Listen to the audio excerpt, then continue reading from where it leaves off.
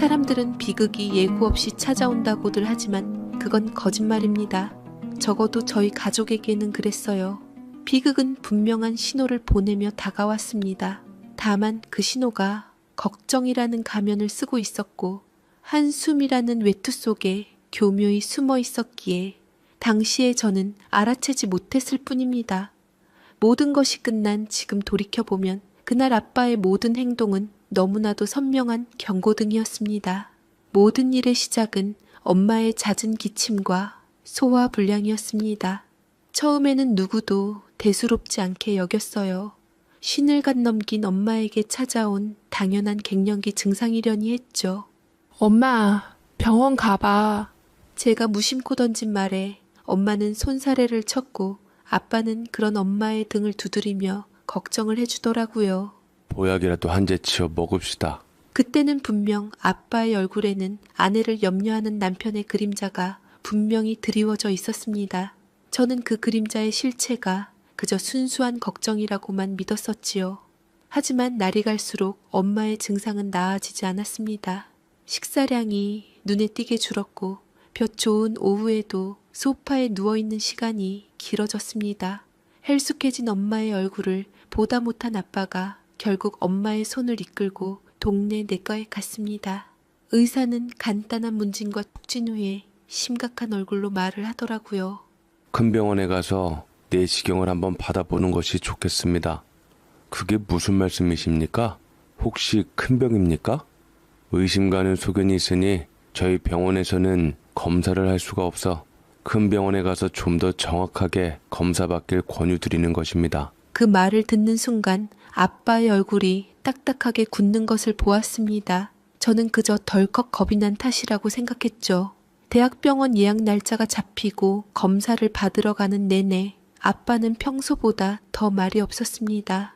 운전대를 잡은 두 손은 하얗게 질려 있었고 가끔 엄마의 손을 잡았다 놓기를 반복했습니다.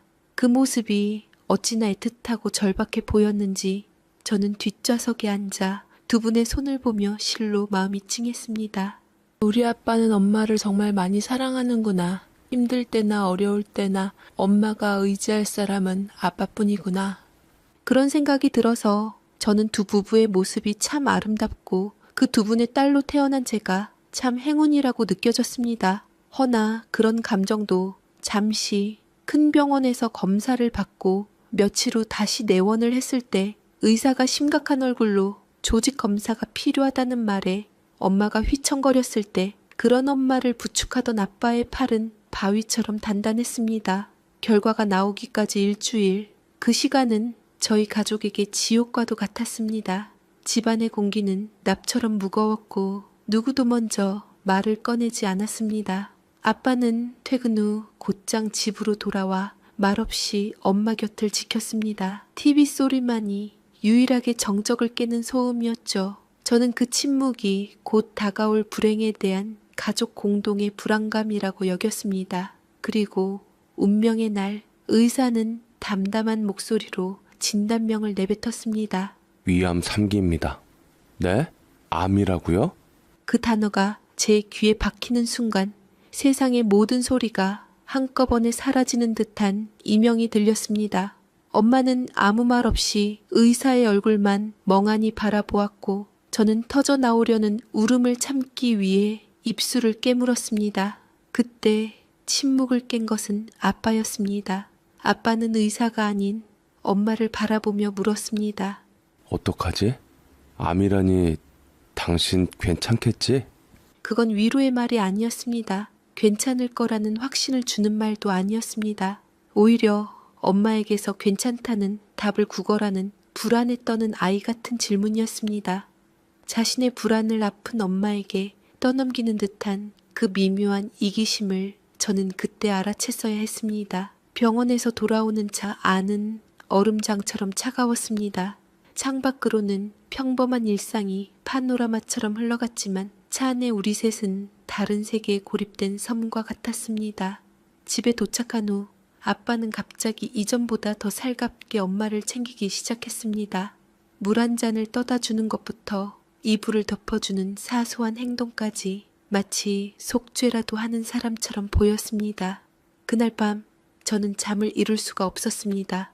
갈증이 거실로 나갔을 때 베란다에서 희미한 불빛이 새어나오는 것을 보았습니다.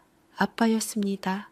담배를 피우지 않는 아빠가 차가운 밤 공기 속에 홀로 서서 무언가 작은 불빛을 보고 있었습니다. 휴대폰이었습니다. 저는 아빠가 엄마의 병에 대해 검색하고 있을 거라 짐작했습니다. 그런데 그때 아빠의 입에서 아주 작은 한숨과 함께 혼잣말이 새어나왔습니다. 제가 태어나서 들어본 그 어떤 말보다도 차갑고 절망적인 말이었습니다. 내 인생은 이제 어떡하냐. 암 병수발이 그렇게 힘들다던데. 그 순간 깨달았습니다. 병원 복도에서, 운전대 위에서, 진료실 안에서 떨리던 아빠의 손은 아픈 아내를 향한 연민이 아니었습니다. 앞으로 고단해질 자기 자신의 삶에 대한 공포였습니다.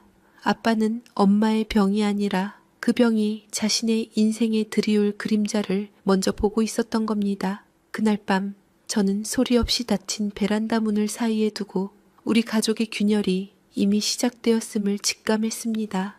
저는 아빠의 혼잣말을 엿들은 이후 그동안 아빠에 대한 신뢰가 우르르 무너짐을 느꼈고 모든 행동을 의심의 눈으로 바라보기 시작했습니다. 마치 퍼즐 조각을 맞추듯 이전에는 무심코 지나쳤던 아빠의 표정과 말투 하나하나가 새로운 의미로 다가왔습니다. 아빠는 겉으로는 티를 내지 않으며 여전히 헌신적인 남편의 역할을 충실히 해냈습니다. 다들 좋은 남편이라고 칭찬을 아끼지 않았지요. 엄마의 수술 날짜가 잡히고 입원하는 날까지 아빠는 회사에 휴가를 내고 엄마 곁을 그림자처럼 지켰습니다. 수술실 문이 닫히기 직전 이동 침대에 누운 엄마는 끝까지 눈을 깜빡이지 않고 우리를 바라보았습니다. 그 눈빛을 마주한 아빠의 얼굴은 하얗게 질려 있었습니다. 저는 그 창백함이 엄마를 잃을지도 모른다는 두려움 때문이라고 그렇게 믿고 싶었습니다. 수술이 끝나고 회복실에서 나온 엄마를 보며 눈물을 글썽이던 아빠의 모습은 누가 봐도 아내를 극진히 사랑하는 남편이었습니다. 병원에서의 시간은 평화로웠습니다. 아빠는 교대로 엄마를 간호했고 죽을 떠먹여 주거나 거동이 불편한 엄마를 부축해 화장실에 데려다 주는 일도 마다하지 않았습니다. 엄마는 그런 아빠를 보며 미안함과 고마움이 뒤섞인 미소를 지었습니다. 저는 그 모습을 보며 안도했습니다. 어쩌면 그날 밤 베란다에서 들었던 아빠의 혼잣말은 갑작스러운 충격에 잠시 이성을 잃고 내뱉은 약한 소리였을지도 모른다고 그렇게 스스로를 위로했습니다. 사람이 힘들 때가 분명히 있으니까요. 하지만 그 평화는 엄마가 퇴원하고 집으로 돌아와 첫 항암 치료를 시작하면서 산산조각 나기 시작했습니다. 항암 주사를 맞고 온 첫날은 그럭저럭 괜찮았습니다. 하지만 다음 날부터 끔찍한 부작용이 엄마를 덮쳤습니다. 엄마는 하루 종일 속이 메스꺼린다며 아무것도 먹지 못했고 결국 저녁 늦게 화장실로 뛰어가 모든 것을 개원했습니다. 벽 앞에 주저앉아 가쁜 숨을 몰아쉬는 엄마의 등을 두드리며 저는 문득 등 뒤에서 느껴지는 싸늘한 시선을 느꼈습니다. 아빠였습니다. 아빠는 걱정스러운 표정을 짓고 있었지만 그 눈빛 깊은 곳에는 불편함이 명백하게 서려 있었습니다. 그날 이후 아빠의 가면이 한 겹씩 벗겨지기 시작했습니다. 엄마가 구역질을 할 때마다 아빠는 인상을 찌푸리며 자리를 피했고 식사를 거부하는 엄마에게 말이 점점 험해졌습니다. 아, 도대체 몇 번째야. 차려준 성의를 봐서라도 억지로라도 좀 먹어봐. 짜증 섞인 말투로 다그친 건 걱정이 아니라 환자를 돌봐야 하는 자신의 의무가 버겁다는 투정이었습니다. 결정적인 변화는 엄마의 머리카락이 빠지기 시작하면서부터였습니다. 어느 날 아침 엄마가 자고 일어난 베개 위에는 머리카락이 수북하게 쌓여 있었습니다. 그걸 본 엄마의 얼굴은 충격으로 하얗게 굳었고 저는 아무 말도 할 수 없었습니다. 그때 방으로 들어온 아빠가 베개를 보더니 자기도 모르게 작은 소리로 읊조렸습니다. 아, 못 봐주겠네, 정말. 그 소리는 너무 작아서 저만 들을 수 있을 정도였습니다. 하지만 그 한마디는 제 심장에 비수처럼 날아와 박혔습니다. 아빠는 아픈 엄마를 보는 것이 아니라 외모가 병자처럼 변해가는 아내의 모습을 보고 있었던 겁니다. 그날 이후 아빠는 노골적으로 엄마와의 신체 접촉을 피했습니다. 예전처럼 어깨를 감싸 안거나 손을 잡아주는 일은 사라졌습니다. 엄마는 결국 미용실에 가서 머리를 짧게 잘랐습니다. 하지만 머리카락은 계속해서 빠졌고 얼마 지나지 않아 눈썹마저 희미해졌습니다. 스카프로 머리를 가리고 마스크를 써도 병색이 완연한 엄마의 모습은 감출 수 없었습니다. 아빠의 귀가 시간은 점점 늦어졌습니다. 잦은 회식과 야근을 핑계댔지만 저는 그것이 아픈 아내의 얼굴을 마주하기 싫은 아빠의 비겁한 도피라는 것을 알 수 있었습니다. 두 번째 항암 치료를 받으러 가는 날이었습니다. 아빠는 출근 준비를 하며 말했습니다. 오늘은 중요한 회의가 있어서 도저히 빠질 수가 없어. 원우 보고 같이 가라고 할게. 엄마는 아무 말 없이 고개만 끄덕였습니다. 저는 참을 수가 없었습니다. 현관을 나서는 아빠를 따라가 물었습니다.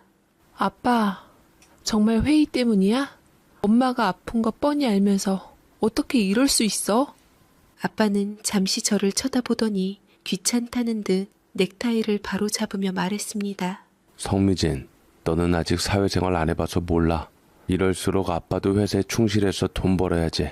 각자 입장이란 게 있는 거야. 하지만 그 순간 아빠의 눈에서 저는 어떠한 죄책감도 읽을 수 없었습니다. 오직 자신의 곤란한 처지를 이해해주지 않는 딸에 대한 원망만이 가득했습니다. 아빠에게 엄마의 고통은 이제 그저 자신의 일상을 방해하는 귀찮고 성가신 문제일 뿐이었습니다. 그날 저는 아빠의 가면 뒤에 숨겨진 시커먼 민낯을 똑똑히 마주했습니다. 아빠의 무관심은 날이 갈수록 노골적이었습니다. 엄마는 항암 치료의 고통 속에서 점점 더 쇠약해져 갔지만 아빠는 그런 엄마를 외면했습니다. 퇴근 후 집에 들어와도 엄마에게 눈길 한 번 주지 않고 못장 안방으로 들어가 버리기 일쑤였습니다. 식사 시간에도 엄마가 밥을 제대로 넘기지 못하고 힘들어하면 아빠는 숟가락을 툭 내려놓으며 한숨을 쉬었습니다. 그 한숨은 엄마의 아픔에 대한 연민이 아니라 자신의 불편함에 대한 불만이었습니다.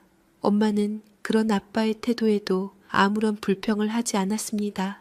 오히려 아빠의 눈치를 보며 애써 괜찮은 척했습니다.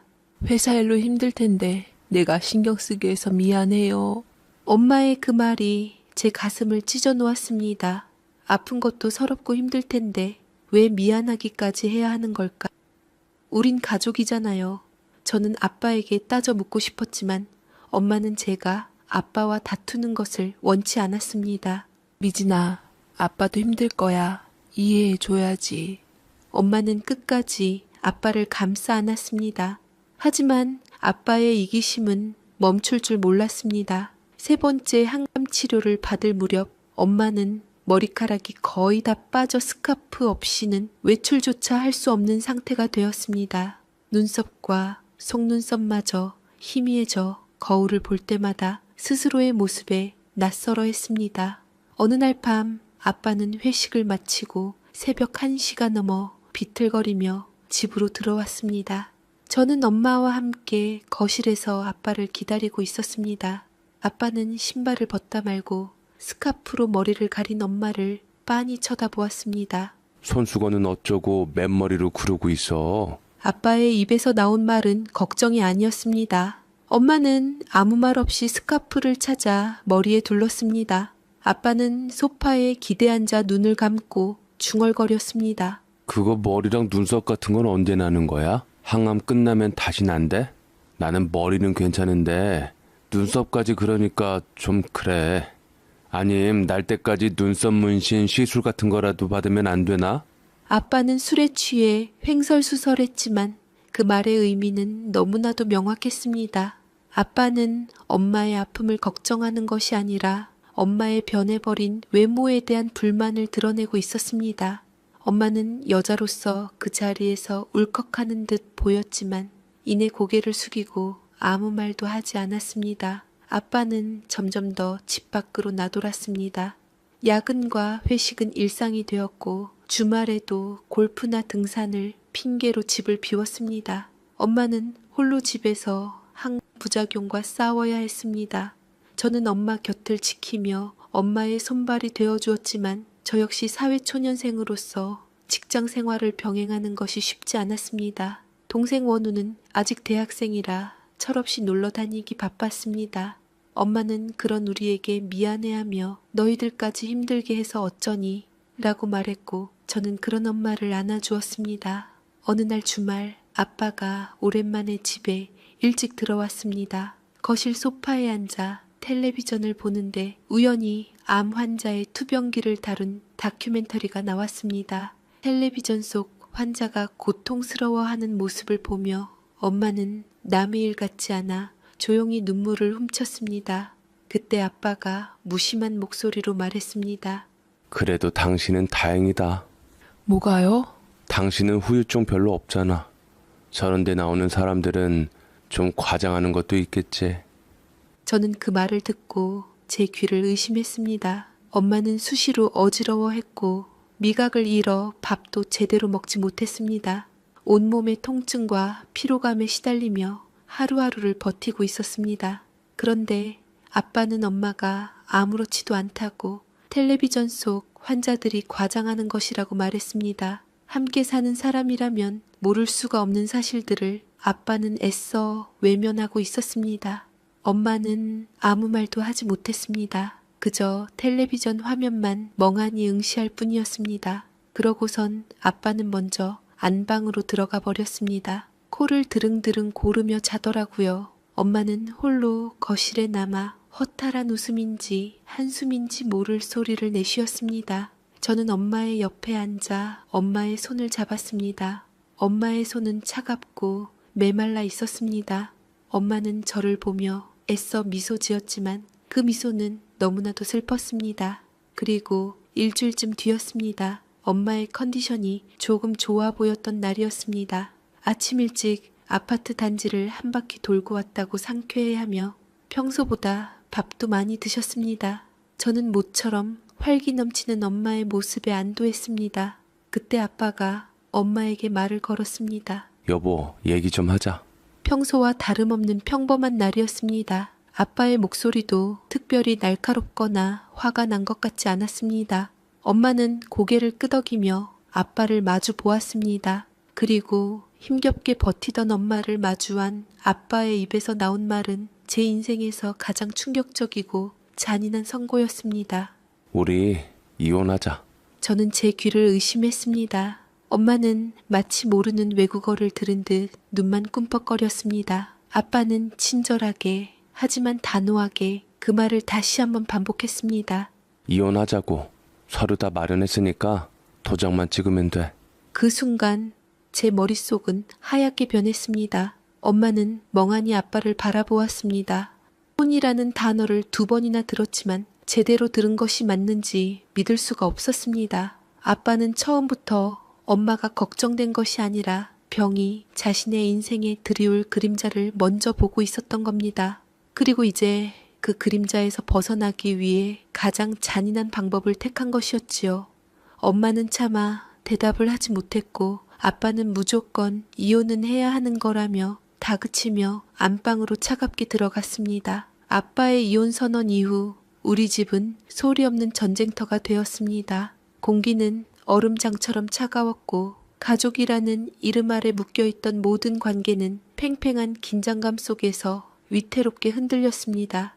아빠는 마치 아무 일도 없었다는 듯 평소처럼 출근했고 엄마는 넋이 나간 사람처럼 소파에 앉아 허공만 바라보았습니다.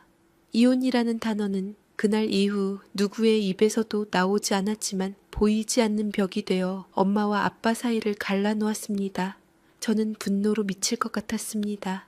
당장이라도 아빠의 멱살을 잡고 어떻게 그럴 수 있냐고 소리치고 싶었지만 엄마가 저를 말렸습니다. 엄마는 무너져 내리는 와중에도 아빠를 붙잡으려 했습니다.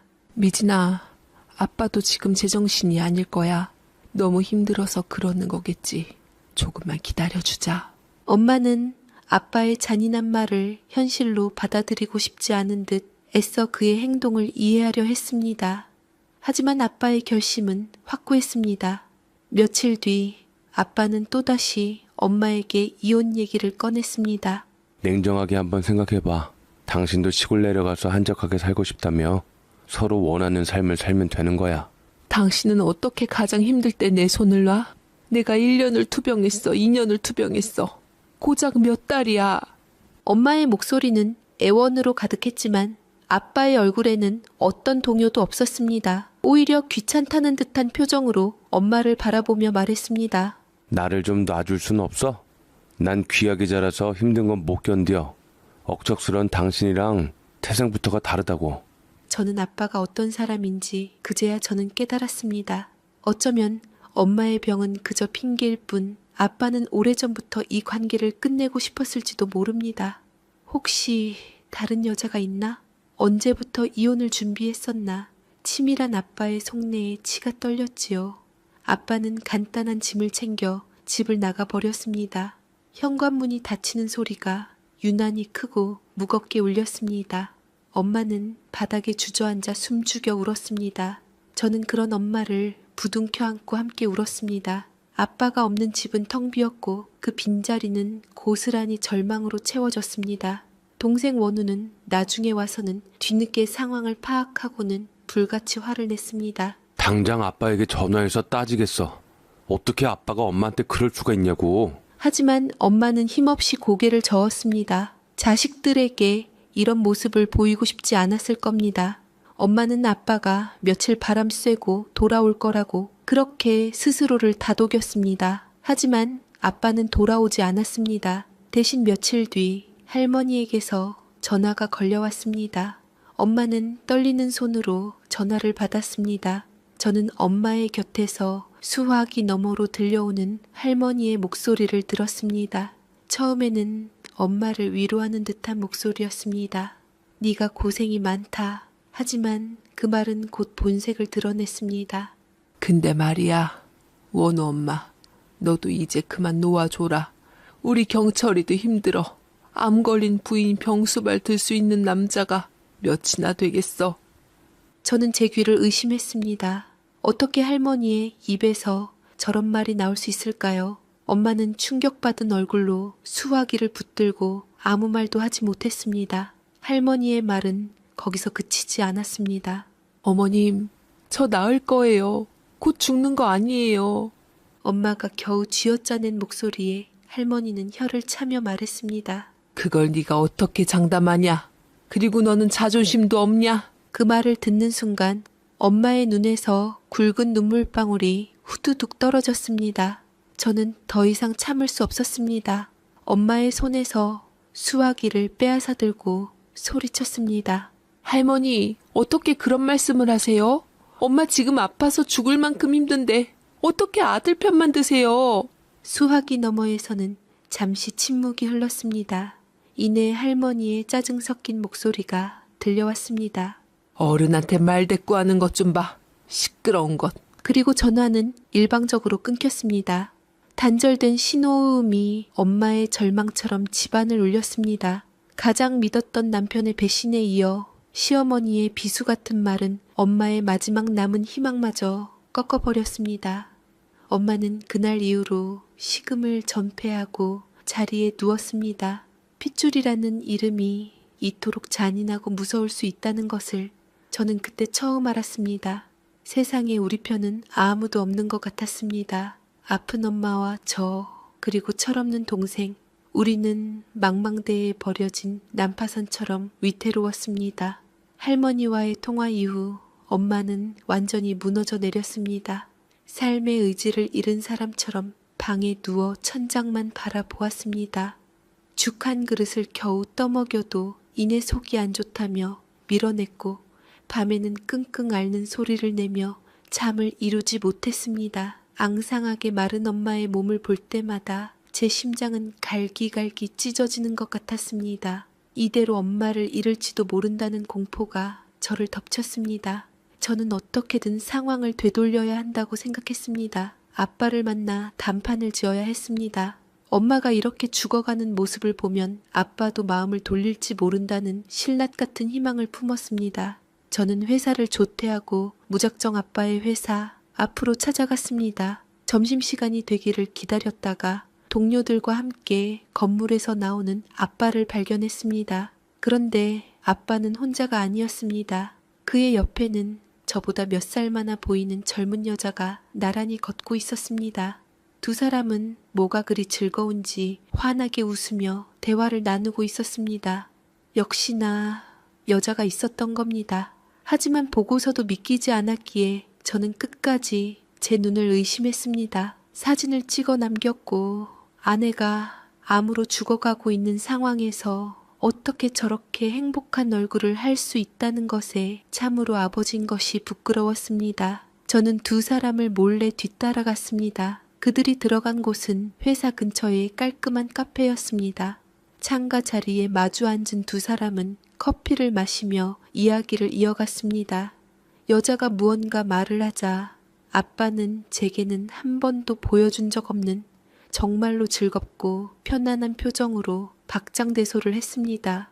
그 웃음소리가 유리창을 뚫고 제 귀까지 들리는 것 같았습니다. 아빠는 이미 새로운 삶을 시작했고 엄마는 그 새로운 삶의 거추장스러운 짐일 뿐이었습니다. 엄마의 병은 아빠에게 이혼을 요구할 완벽한 명분이 되어주었을 겁니다. 저는 온몸의 피가 차갑게 식는 것을 느꼈습니다. 배신감에 몸이 부들부들 떨렸습니다. 저는 휴대폰을 꺼내 그 모습을 계속 사진으로 찍었습니다. 사진 속 아빠는 너무나도 행복해 보였습니다.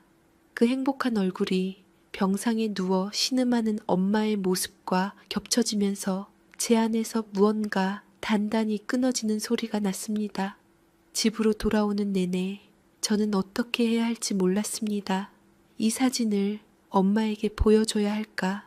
이 잔인한 진실이 엄마를 더 깊은 절망으로 밀어넣지는 않을까? 하지만 동시에 이런 생각도 들었습니다. 엄마는 지금 아빠가 돌아올지도 모른다는 헛된 희망 때문에 스스로를 갉아먹고 있는 것이라고, 그 희망을 완전히 끊어내야만 엄마가 다시 일어설 수 있을지도 모른다고 저는 결심했습니다. 집에 돌아와 방에 누워있는 엄마에게 다가갔습니다. 그리고 아무 말 없이 휴대폰을 내밀었습니다. 엄마가 당사자인 알아야 했기에 자식으로서 할 수 없는 일을 저질렀습니다. 그렇게 엄마는 힘없이 휴대폰을 받아 들었습니다. 화면 속 사진을 본 엄마의 눈이 처음에는 의아함으로, 인의 충격으로, 그리고 마지막에는 깊은 절망으로 물들어가는 것을 보았습니다. 엄마의 손에서 휴대폰이 툭 하고 떨어졌습니다. 엄마는 아무 말도 하지 않았습니다. 그저 이불을 머리끝까지 뒤집어 쓰고 어깨를 들썩이며 울기 시작했습니다. 저는 그런 엄마의 등을 가만히 쓸어주었습니다. 얼마나 시간이 흘렀을까요? 엄마의 울음소리가 잦아들고 엄마는 천천히 이불 밖으로 얼굴을 내밀었습니다. 눈물로 퉁퉁 부은 얼굴이었지만 그 눈빛은 이전과는 달랐습니다. 공허하고 무기력했던 눈빛이 아니라 차갑고 단단한 무언가가 자리 잡고 있었습니다. 엄마는 눈물을 닦고 저를 똑바로 쳐다보며 말했습니다. 이혼 서류 너희 아빠가 놓고 간 거 어디 있니? 가져와라. 저는 잠시 망설였습니다. 하지만 엄마의 눈빛은 확고했습니다. 저는 서랍 깊숙한 곳에 넣어두었던 서류 봉투를 꺼내 엄마에게 건넸습니다. 엄마는 봉투를 열어 서류를 꺼내 들었습니다. 그리고 잠시 서류를 내려다보더니 결심한 듯 입을 열었습니다. 나도 심보가 못됐는지 이쯤 되니 너희 아빠 새 출발하게 곱게는 못 보내주겠구나. 변호사 알아봐야겠지? 그 순간 저는 알 수 있었습니다. 엄마는 이제 더 이상 아빠를 기다리지 않을 겁니다. 가장 깊은 바닥을 친 후에야 엄마는 비로소 한 줄기 빛을 발견한 것이었습니다. 그 빛은 복수심일 수도 혹은 살아야겠다는 처절한 의지일 수도 있었습니다. 무엇이든 상관없었습니다. 중요한 것은 엄마가 다시 일어서려 한다는 사실이었습니다. 저는 엄마를 돕기로 했고 이혼 소송은 생각보다 길고 지저분했습니다. 아빠는 제가 찍은 사진을 증거로 내밀자 처음에는 당황했지만 이내 변호사를 통해 엄마의 투병 생활이 자신을 얼마나 정신적으로 피폐하게 만들었는지에 대해 역설했습니다. 그 과정에서 엄마는 몇 번이나 무너질 뻔했지만 그때마다 이를 악물고 버텼습니다. 옆에서 지켜보는 제 마음도 타들어갔지만 예전처럼 눈물만 흘리고 있지는 않았습니다. 엄마가 강해지니 저도 덩달아 단단해지는 기분이었습니다. 몇 달간의 지리한 싸움 끝에 법원은 엄마의 손을 들어주었습니다. 아파트는 엄마와 저희의 몫이 되었고 약간의 위자료와 재산 분할을 받을 수 있었습니다. 큰 돈은 아니었지만 우리 세 식구가 다시 시작할 수 있는 최소한의 발판이었습니다.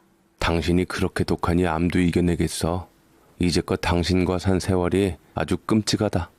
더 이상 우리 살면서 보지 말자. 아버지는 이를 갈며 서류를 던졌고 이혼 서류에 마지막 도장이 찍히던 날 엄마는 아무 말 없이 집으로 돌아와 마지막 남은 6차 항암 치료 날짜를 확인했습니다. 아빠라는 존재는 이제 엄마의 인생에서 완전히 도려내야 할 악성 종양과도 같았습니다. 마지막 항암은 유독 힘들었습니다.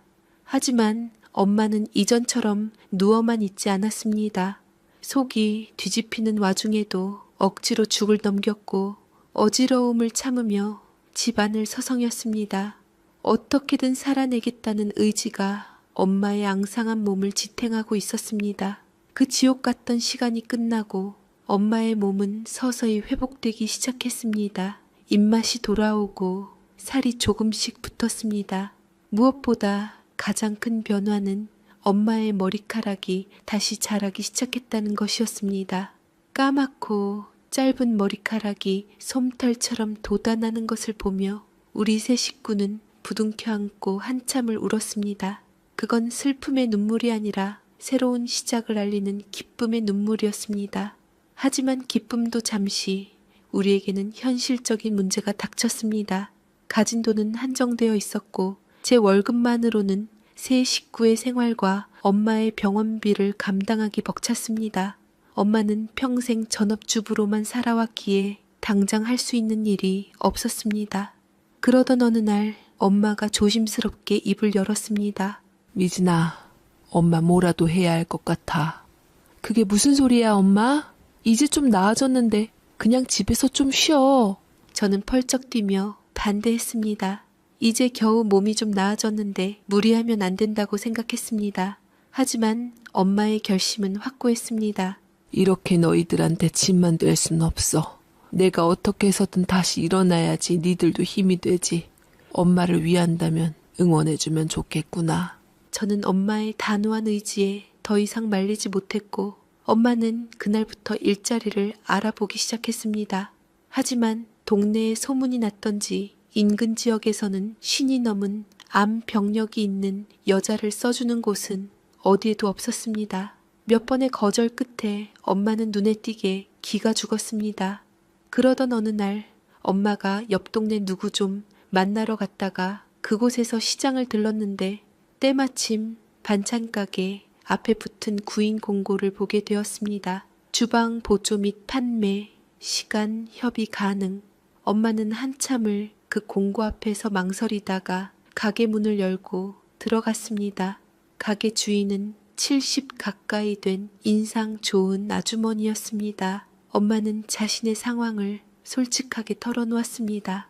암 투병을 했고 아직 몸이 온전치 않지만 정말 열심히 할 수 있다고 말입니다.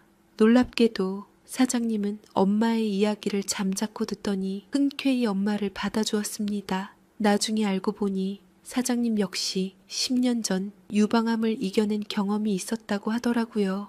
그래서인지 엄마를 유난히 딸처럼 아끼고 챙겨주셨습니다. 힘들면 쉬엄쉬엄 해요. 몸이 먼저야. 사장님의 따뜻한 배려 속에서 엄마는 하루에 5시간씩 반찬 가게 일을 시작했습니다. 처음에는 서툴고 힘들어했습니다. 하루 종일 서서 일하는 것이 아직 회복 중인 엄마에게는 큰 부담이었습니다. 퇴근하고 돌아온 엄마는 녹초가 되어 소파에 쓰러지기 일쑤였습니다. 하지만 엄마의 얼굴에는 이전에는 볼 수 없었던 생기가 돌기 시작했습니다. 기름 냄새와 음식 냄새가 배어있는 엄마의 옷에서 저는 희미한 희망의 냄새를 맡을 수 있었습니다. 저는 퇴근 후 매일 가게에 들러 엄마를 도왔습니다. 설거지를 하거나 포장을 돕거나 가게 마감을 함께 했습니다. 동생 원우도 주말에는 배달을 돕겠다며 나섰습니다. 엄마는 손님들과 웃으며 이야기를 나누었고 자신이 만든 반찬이 맛있다는 칭찬에 아이처럼 기뻐했습니다. 돈을 버는 것 이상의 무언가가 엄마를 변화시키고 있었습니다. 누군가에게 필요한 존재가 되고 자신의 힘으로 무언가를 해낼 수 있다는 자신감이었습니다. 어느 날 저녁 가게 마감을 하고 함께 집으로 돌아오는 길이었습니다. 엄마가 문득 저를 보며 말했습니다. 미진아, 엄마가 만든 김치찌개 내일 가게에 한번 내볼까? 좋지. 엄마 김치찌개는 세상에서 제일 맛있잖아. 엄마는 제 말에 쑥스러운 듯 웃었습니다. 그 웃음 속에서 저는 재투성이 갔던 엄마의 부엌에서 마침내 작은 불씨 하나가 타오르기 시작했음을 보았습니다. 그 불씨는 비록 작고 희미했지만 우리 가족의 미래를 밝히기에 충분히 따뜻하고 강렬했습니다. 엄마의 김치찌개는 그야말로 대박이었습니다. 처음에는 작은 냄비에 하나 끓여서 점심시간에만 팔았는데 맛있다는 입소문이 나면서 저녁이 되기도 전에 동이 났습니다. 손님들은 엄마에게 다른 메뉴도 만들어 달라고 요청하기 시작했습니다. 엄마는 신이 나서 장조림, 멸치볶음, 계란말이 등 평소 집에서 하던 반찬들을 하나씩 선보였습니다. 엄마의 손맛은 특별했습니다. 자극적이지 않으면서도 깊은 맛이 나는 그야말로 집밥 같은 맛이었습니다. 가게는 점점 활기를 띠었고 엄마는 이제 주방 보조가 아니라 가게의 실질적인 주방장이 되었습니다. 사장님은 그런 엄마를 흐뭇하게 바라보며 주방의 모든 것을 믿고 맡겼습니다. 엄마는 일을 하면서 건강도 눈에 띄게 좋아졌습니다. 몸을 움직이니 마음도 따라온다는 사장님의 말이 딱 맞았습니다. 그렇게 몇 달이 흘렀을 때 가게에 예상치 못한 변화가 찾아왔습니다. 사장님이 멀리 사는 딸네 집으로 합가를 하게 되면서 가게를 내놓기로 한 것입니다. 그 소식을 들은 엄마의 얼굴에는 실망감이 역력했습니다. 이제 막 일에 재미를 붙이고 삶의 활력을 찾았는데 다시 모든 것이 원점으로 돌아갈지도 모른다는 불안감 때문이었습니다. 그날 밤 집으로 돌아온 엄마는 깊은 한숨을 내쉬었습니다. 이제 겨우 살만한가 싶었는데 다 내 뜻대로 안 되네. 엄마의 축 처진 어깨를 보자 제 마음도 무거워졌습니다. 그때 철부지 같던 동생 원우가 불쑥 말을 꺼냈습니다. 엄마, 아님 차라리 우리가 그 가게 인수하면 안 돼? 가게를 인수한다고? 저와 엄마는 동시에 원우를 쳐다보았습니다. 말도 안 되는 소리라고 생각했습니다. 가게를 인수할 만한 큰 돈도 없었고 장사를 해본 경험도 전무했습니다. 제가 망설이는 사이 원우는 진지한 얼굴로 말을 이었습니다. 엄마 음식 솜씨면 충분히 승산 있어. 내가 학교 휴학하고 학비 내려고 모은 돈도 있고 누나도 같이 하면 되잖아. 너 학비 모은 건 못 건든다. 어떻게 엄마가 그걸 건드려? 괜찮아. 학비는 또 모으면 되지. 가게 대박 치면 엄마가 다 책임져 주면 되잖아. 원우의 말에 제 심장이 쿵 하고 뛰었습니다. 불가능하다고만 생각했는데 어쩌면 이게 우리에게 찾아온 기회일지도 모른다는 생각이 들었습니다. 저는 엄마를 바라보았습니다.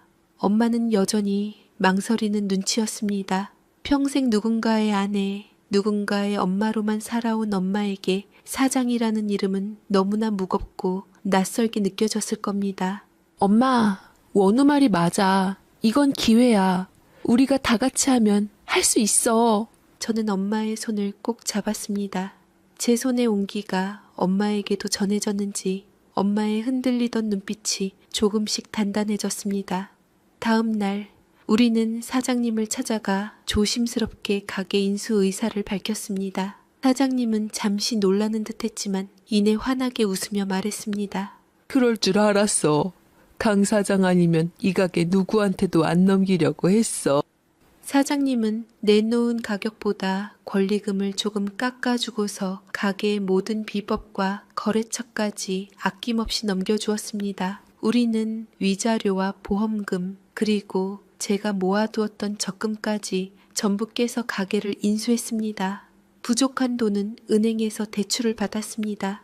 모든 것을 걸고 시작하는 우리 가족의 마지막 승부수였습니다. 가게 간판을 새로 다는 날 우리는 엄마의 부엌이라는 이름이 새겨진 간판을 보며 감격에 젖었습니다. 낡고 허름한 가게였지만 우리에게는 세상 그 어떤 궁전보다도 소중한 공간이었습니다. 그날 저녁 우리는 텅 빈 가게 바닥에 둘러앉아 짜장면을 시켜 먹었습니다. 서로의 얼굴을 보며 웃다가 울다가 우리는 말없이 서로를 부둥켜 안았습니다.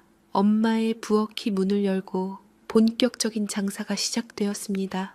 하지만 현실은 생각보다 냉혹했습니다. 주인이 바뀌었다는 소문이 나면서 단골 손님들의 발길이 뚝 끊겼습니다. 하루 종일 정성껏 만든 반찬들은 팔리지 않고 그대로 남기 일쑤였습니다. 엄마는 애써 태어난 척했지만 밤마다 가게에 홀로 남아 팔리지 않은 반찬들을 보며 한숨 짓는 것을 저는 알고 있었습니다. 이대로는 안 되겠다 싶었습니다. 우리는 밤늦게까지 가게에 남아 머리를 맞대고 회의를 했습니다. 그리고 엄마의 경험에서 아이디어를 얻었습니다. 엄마, 우리 암 환자들을 위한 반찬을 만들어 보는 건 어때? 엄마가 항암할 때 입맛 없어서 고생했잖아. 그때 먹고 싶었던 그러면서도 건강에 좋은 그런 반찬들 말이야. 제 말에 엄마의 눈이 반짝였습니다. 그날부터 우리는 신메뉴 개발에 매달렸습니다.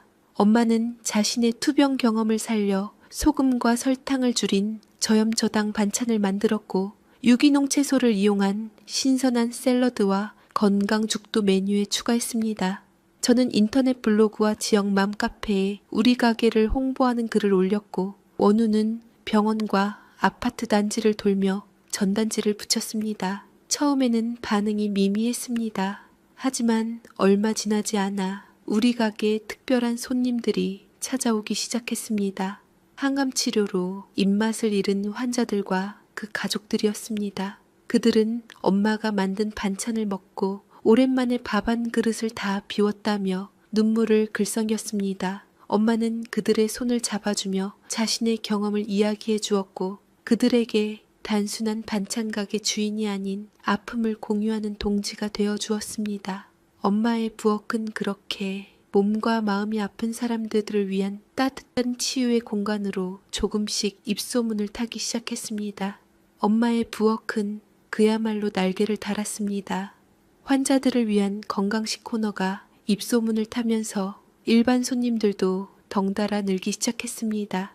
건강에 관심이 많은 젊은 주부들부터 혼자 사는 직장인들까지 우리 가게는 남녀노소 모두에게 사랑받는 동네의 명물이 되었습니다. 점심시간에는 가게 앞에 길게 줄이 늘어섰고 저녁이 되기도 전에 모든 반찬이 동나는 날이 허다했습니다.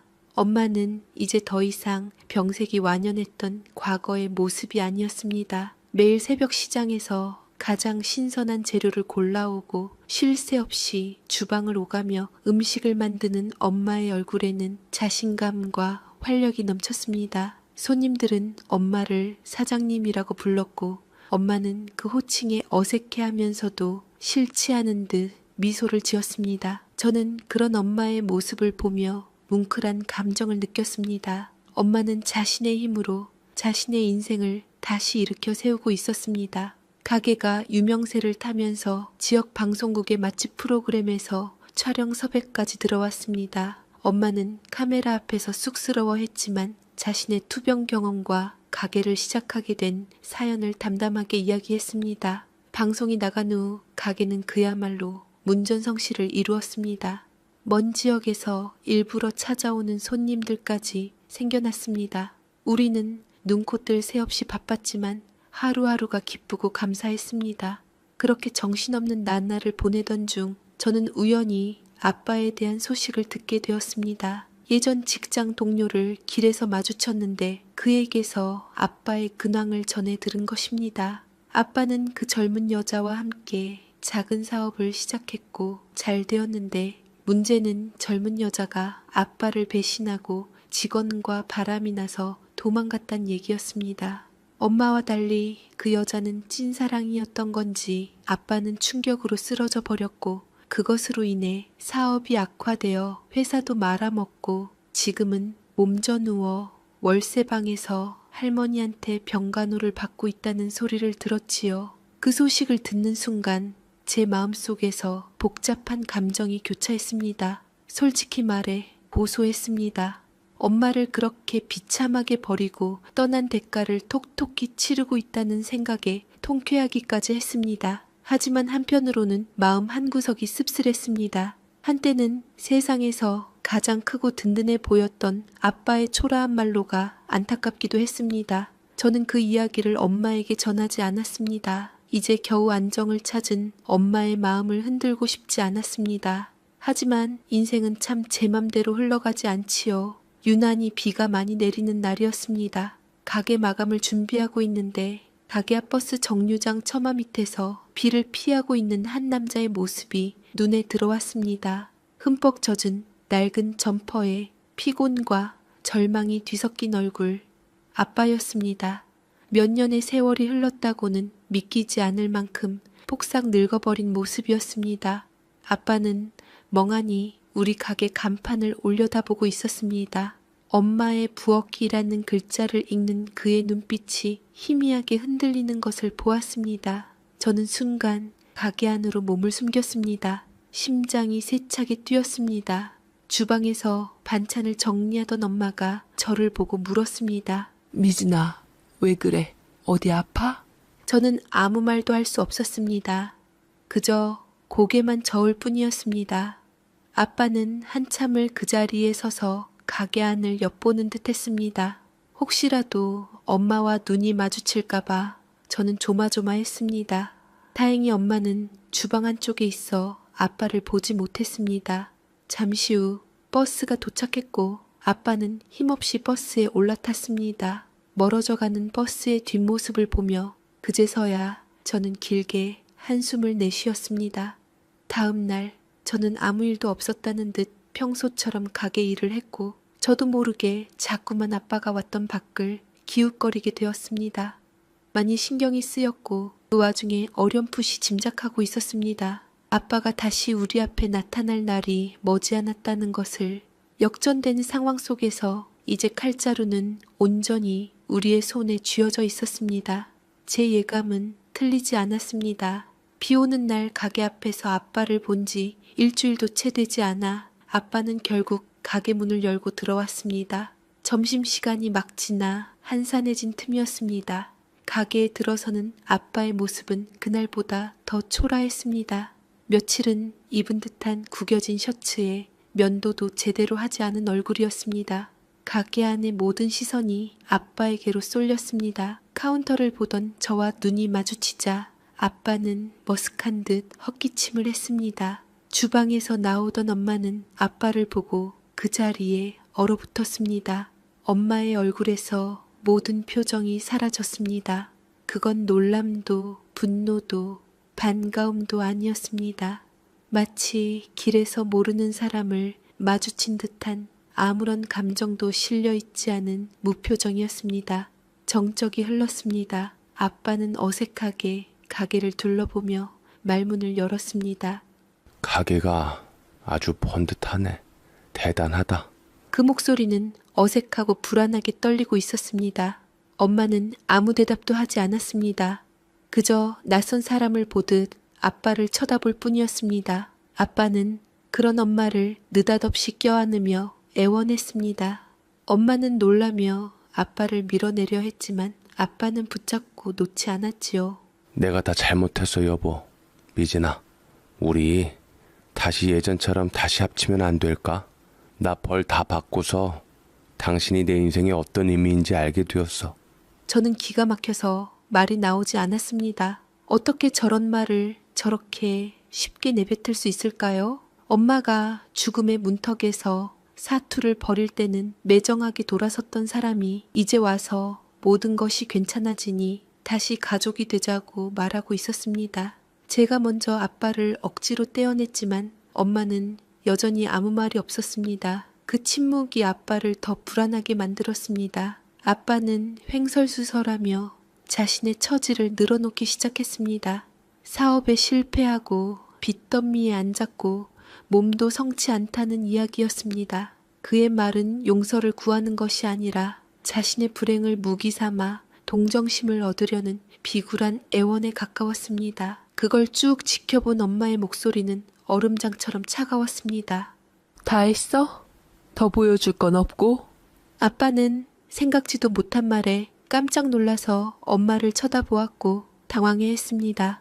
금방이라도 맘 약한 엄마가 넘어와 줄 것이라고 생각한 아빠의 생각은 큰 오산이었고 그것을 지켜보는 저희 자식들도 뜻밖이었지요. 우리 가족은 이제껏 엄마라는 사람에 대해 잘 몰랐던 것입니다. 엄마는 자신이 고통스러운 만큼 그대로 아빠한테 되갚아 주었습니다. 내가 죽을 병 걸렸을 땐 쳐다도 안 보더니 이제 와서 왜? 내가 아니라 내 돈 보고 왔니? 엄마의 직설적인 한마디에 아빠의 얼굴이 잿빛으로 변했습니다. 전곡을 찔린 사람의 표정이었습니다. 뒤늦게서야 부랴부랴 눈치를 보고 있던 할머니가 나타나서 엄마에게 미안하다고 같이 힘을 보태었지만 엄마는 눈 하나 깜짝하지 않고 그대로 서 있었습니다.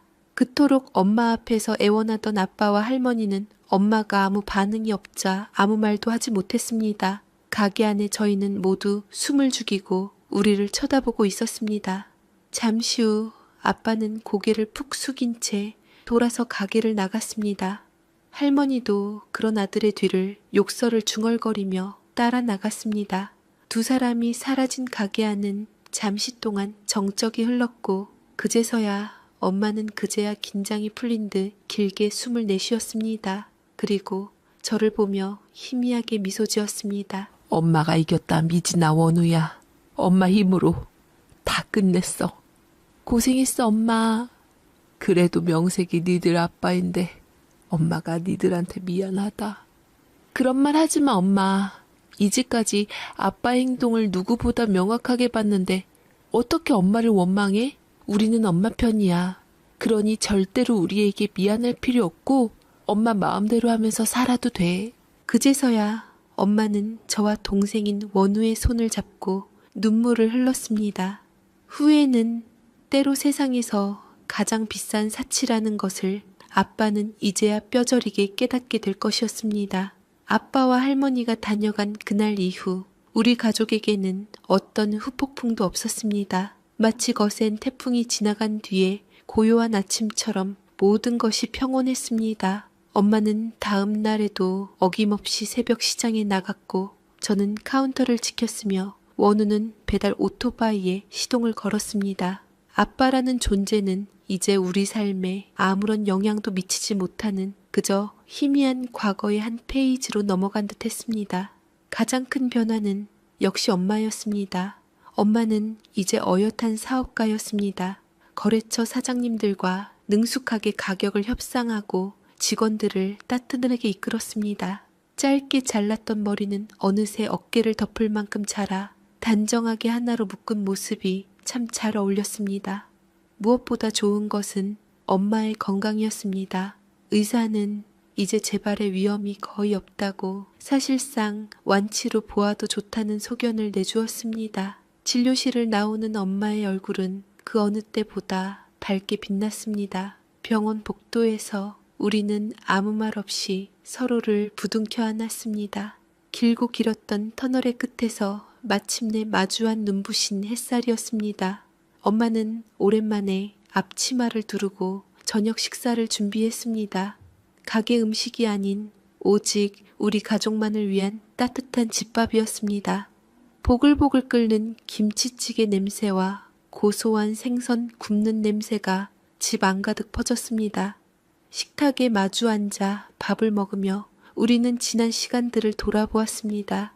암 진단을 받았던 날의 절망, 아빠의 배신에 무너져 내렸던 밤, 그리고 가게를 처음 열었을 때의 막막함까지 그 모든 순간들이 이제는 아득한 일처럼 느껴졌습니다. 원우가 장난스럽게 말했습니다.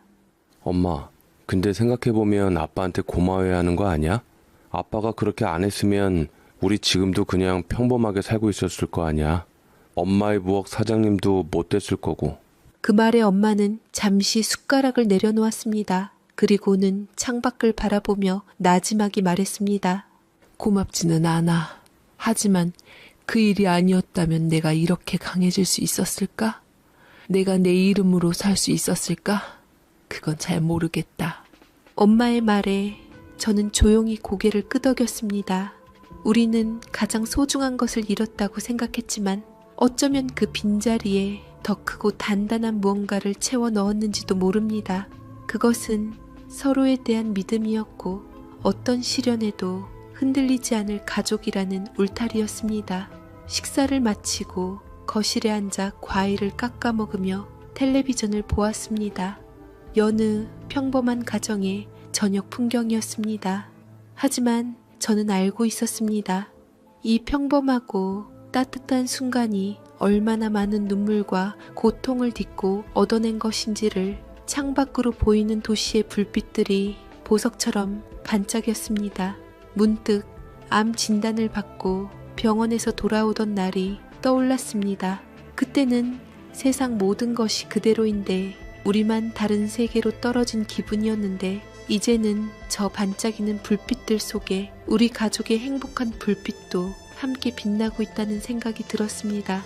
가장 큰 불행의 끝에서 우리는 비로소 세상에서 가장 진하고 맛있는 행복을 찾았습니다. 그리고 그 행복의 중심에는 언제나처럼 우리 엄마가 차려준 따뜻한 밥상이 있었습니다. 엄마의 부엌은 오늘도 그리고 내일도 변함없이 따뜻할 것입니다. 제 사연 읽어주셔서 감사합니다.